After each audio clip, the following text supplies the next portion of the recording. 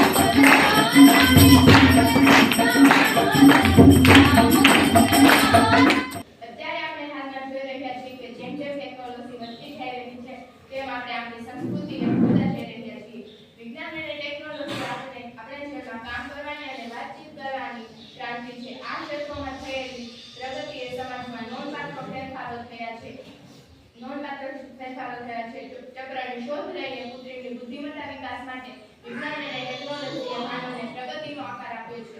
આધુનિક યુગમાં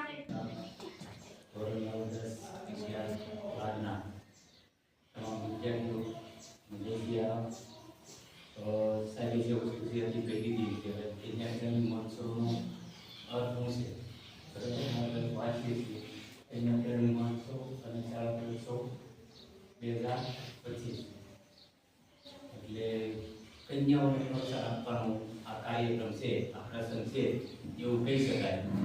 અને આપણે કન્યા કેળવણી કે જે વાત કરીએ છીએ કે છોકરીઓને આગળ ભણાવી જોઈએ, દિવસે ને દિવસે તો આજે અમને એવું લાગ્યું કે 3 છોકરીઓ તો એક છોકરાનું ઇનામ મળ્યું, તો જે સીધાપડો જે છે સિદ્ધ કરવાનો ઉદ્દેશ એટલે થોડો ઘણો ધીરે ધીરે દિવસેના દિવસે અલગ અલગ ક્ષેત્રની અંદર છોકરીઓ છે આગળ વધવા મળી છે. અહીંયા પણ આપણે જોઈએ તો સ્ટાફે પણ ઓલમોસ્ટ 90% ગર્લ્સ જ છે.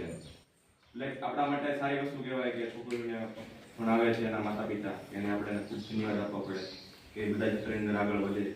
તમે અહીંયાથી 9, 10, 11, 12 પૂરું કરો. અને બીજું એ કે વિદ્યાર્થીના સપોર્ટ વગર કાંઈ નથી થવાનું, એટલે તમારો સપોર્ટ પણ એટલો જરૂરી છે. અને જેમ સર અત્યારે મને પૂછે છે કે ડ્રોપ આઉટ રેશિયો એટલે કે 12મા ધોરણ પછી આપણી જે વિદ્યાર્થીની બહેનો હોય અથવા ભાઈઓ હોય એમાંથી કોઈ એડમિશન ન લીધું હોય એવું, તો આ વખતે પહેલી વખત મને એવો અનુભવ થયો છે કે વેકેશનમાં સ્ટુડન્ટ્સના ફોન મારા પર આવ્યા છે, ખાસ કરીને બહેનોના વાલી કે અમારે શું કરાવવું જોઈએ.